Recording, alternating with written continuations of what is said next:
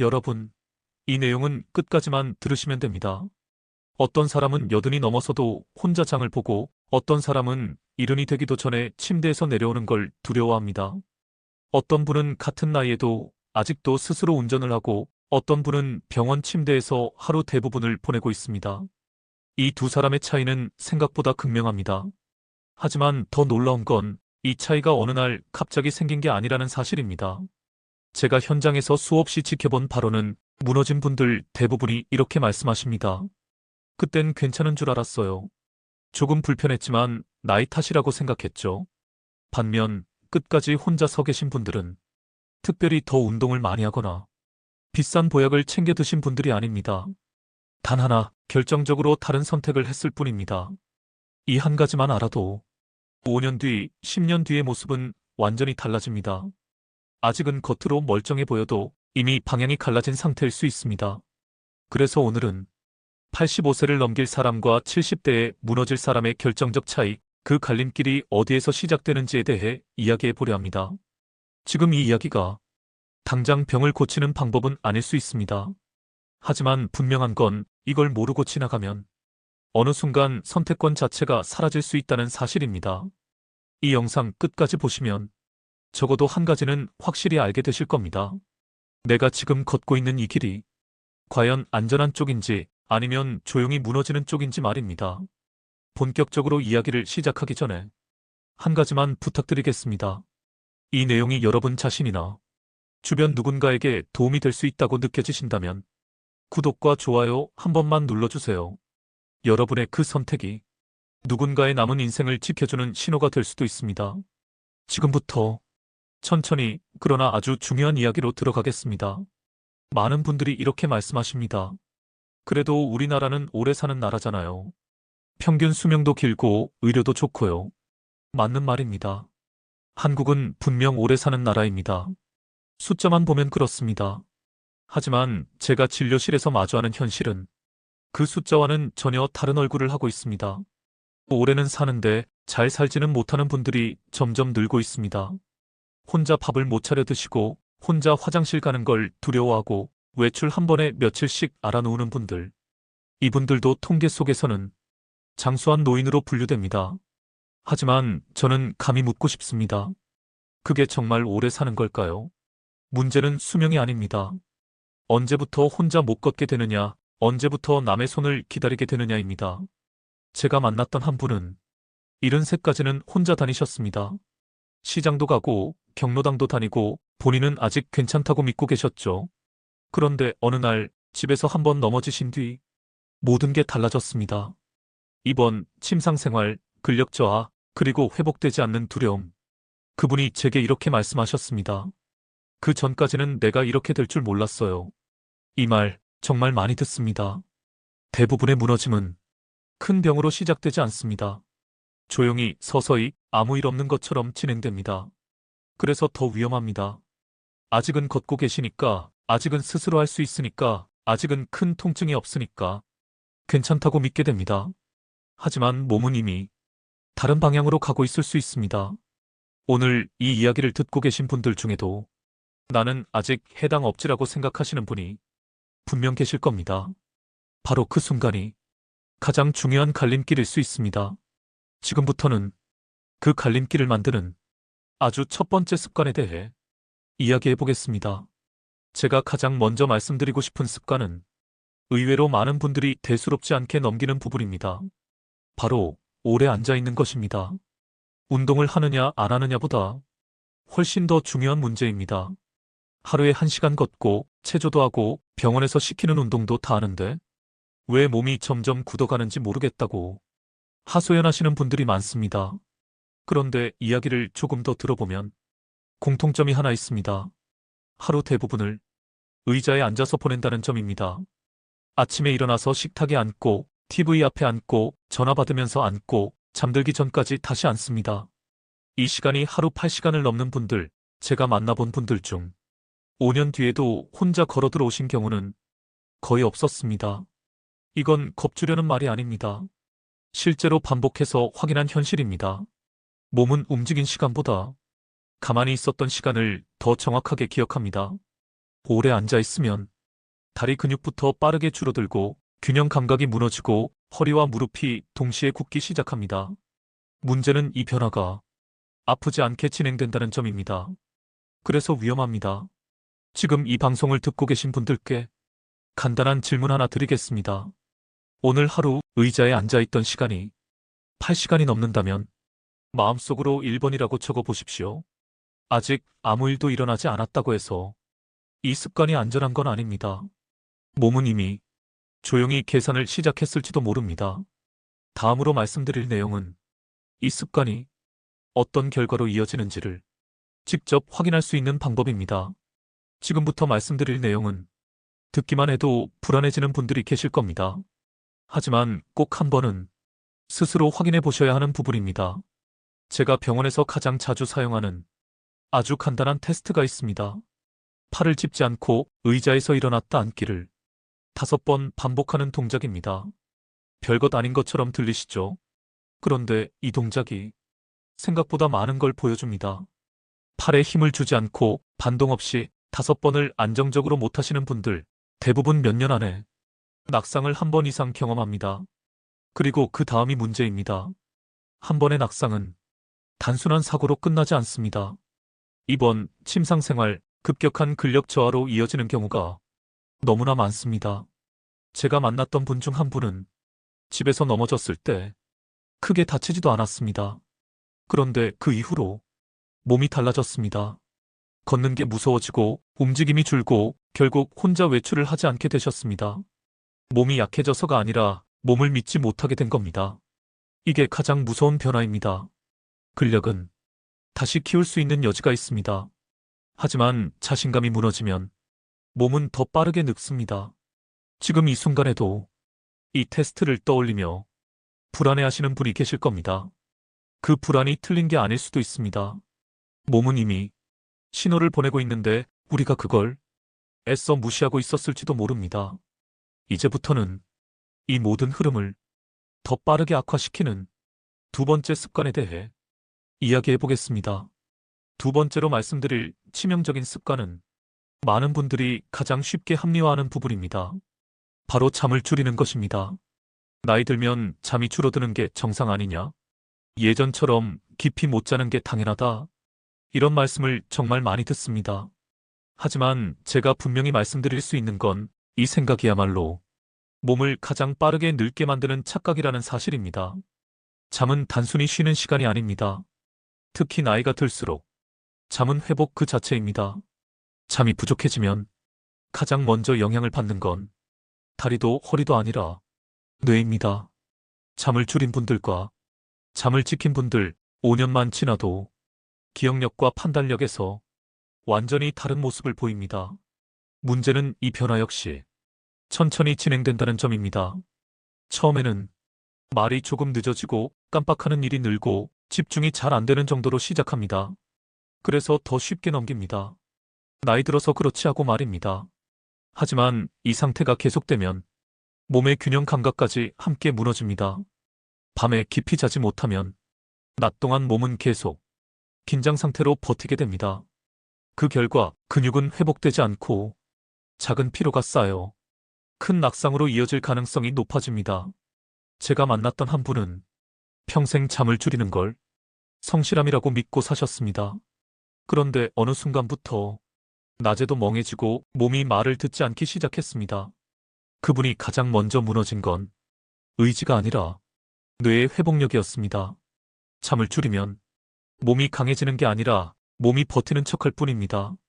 그리고 그 버팀은 언젠가 한계에 부딪힙니다. 다음으로 말씀드릴 습관은 이 수면 부족 위에 겹쳐질 때 몸을 훨씬 더 빠르게 무너뜨리는 요소입니다. 세 번째로 말씀드릴 습관은 겉으로는 가장 티가 나지 않는 문제입니다. 바로 고립입니다. 많은 분들이 이렇게 말씀하십니다. 나는 혼자 있는 게 편해요. 사람 만나는 게 피곤해서요. 혼자 있는 것 자체가 문제는 아닙니다.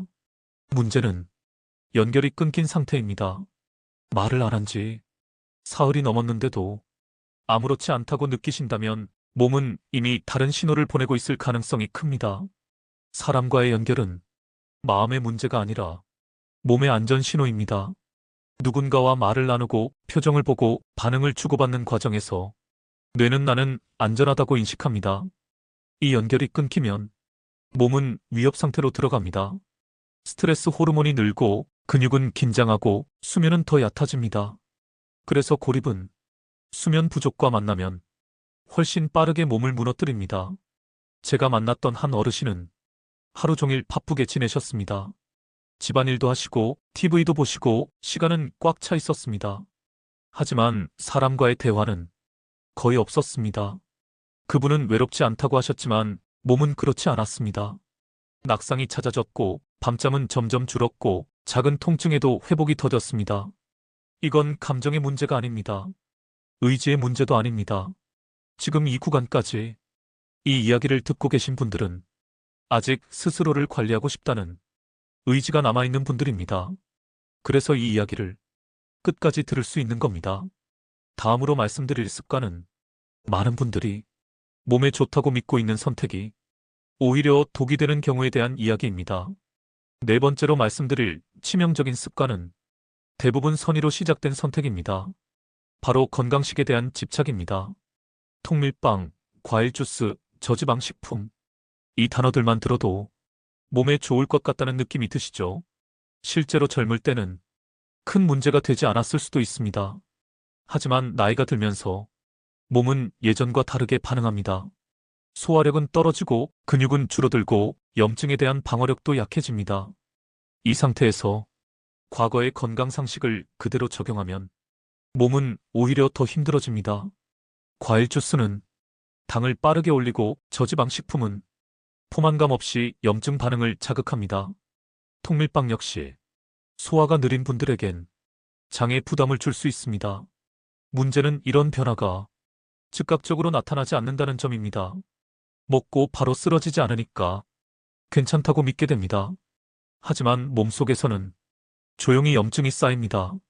만성 염증은 통증보다 먼저 기능을 빼앗아갑니다. 관절이 예전 같지 않고 근육 회복이 느려지고 작은 상처도 오래갑니다. 제가 만났던 한 분은 평생 건강식을 철저히 지켜오셨습니다. 그런데 어느 순간부터 기운이 없고 자주 피로해졌습니다. 검사에서는 큰 이상이 없다고 했지만 몸은 분명 달라져 있었습니다. 몸에 좋다고 믿은 선택이 지금의 몸에는 맞지 않았던 겁니다. 건강식은 절대적인 정답이 아닙니다. 나이에 따라, 몸 상태에 따라 달라져야 합니다.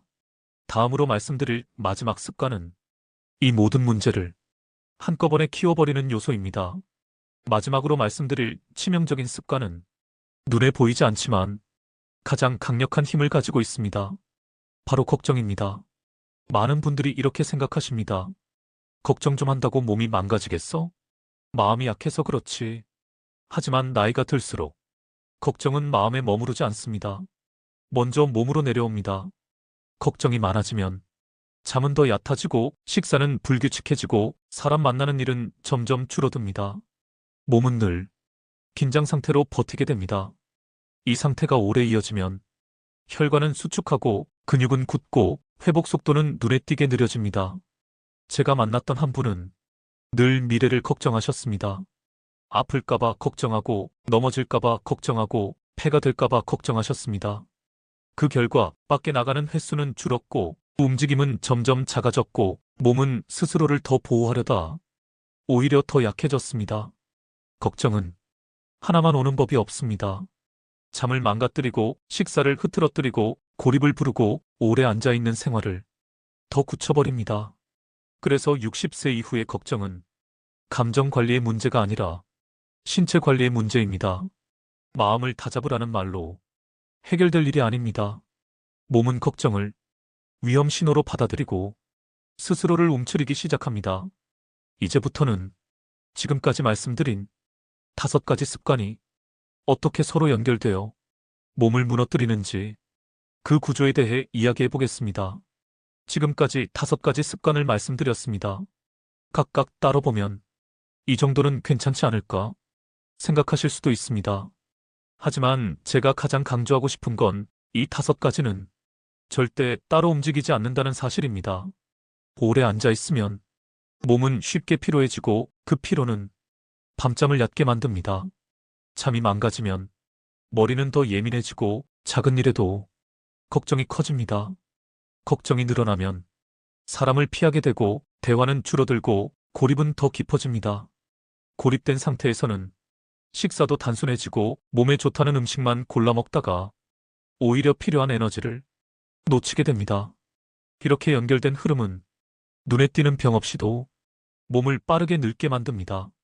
그래서 많은 분들이 검사 결과는 괜찮은데 몸은 점점 무너진다고 느끼십니다. 이건 운이 나빠서도 의지가 약해서도 아닙니다. 습관의 방향이 조용히 잘못 맞춰졌기 때문입니다. 하지만 여기서 아주 중요한 사실 하나가 있습니다. 이 5가지가 서로 연결되어 있다는 건 반대로 말하면 한 가지만 바꿔도 나머지가 함께 흔들릴 수 있다는 뜻입니다. 아직은 완전한 희망을 드리지 않겠습니다. 지금 이 시점에서 필요한 건 안심이 아니라 정확한 자각이기 때문입니다. 다만 분명한 건 지금 이 이야기를 끝까지 듣고 계신 분들은 아직 선택할 수 있는 위치에 서 계시다는 점입니다. 이제 마지막으로 제가 진료실에서 가장 많이 듣는 말, 그리고 그 말이 왜 가장 위험한지에 대해 이야기해 보겠습니다. 제가 진료실에서 가장 많이 듣는 말이 있습니다. 이 나이에 뭘 바꿔요? 지금 시작해도 소용없죠. 처음에는 그 말이 체념처럼 들렸습니다. 그런데 시간이 지나면서 저는 그 말이 체념이 아니라 두려움이라는 걸 알게 됐습니다. 바꿔서 실패할까봐, 시도했다가 더 아플까봐, 지금까지의 선택이 틀렸다는 걸 인정해야 할까봐 무서운 겁니다. 하지만 제가 수없이 확인한 사실은 이것입니다. 진짜 무서운 건 바꿀 수 없어서가 아닙니다. 바꿀 수 있는 순간을 아무 일 없는 것처럼 그대로 흘려보내는 겁니다. 몸은 어느 날 갑자기 완전히 무너지지 않습니다. 항상 신호를 먼저 보냅니다. 조금 늦어진 반응, 자주 느끼는 피로, 예전 같지 않은 균형감. 그 신호를 계속 무시하다 보면 어느 순간부터는 선택지가 줄어듭니다. 그때 가서 그땐 왜 안 바꿨을까라는 말은 아무것도 바꾸지 못합니다. 저는 오늘 여러분께 겁을 주고 싶어서 이 이야기를 한 게 아닙니다. 지금 이 순간이 아직은 방향을 조금 틀 수 있는 시점이라는 걸 알려드리고 싶었습니다. 85세를 넘기는 사람과 70대에 무너지는 사람의 차이는 거창한 결심이 아닙니다. 하루의 자세, 하루의 잠, 하루의 연결, 하루의 선택, 그리고 하루의 생각. 그 방향이 어느 쪽을 향하고 있느냐의 차이입니다. 이 영상은 혼자만 알고 있기엔 조금 위험한 이야기일 수 있습니다. 지금 이 내용을 누군가 한 사람이라도 떠올리게 된다면 그분에게 이 이야기를 전해주셔도 좋겠습니다. 아직 선택할 수 있을 때, 아직 몸이 신호를 보내고 있을 때 그 신호를 외면하지 않기를 바라면서 오늘 이야기를 여기까지 전합니다. 지금까지 건강상식 및 건강정보를 알려드리는 건강정보 알려바바였습니다. 감사합니다.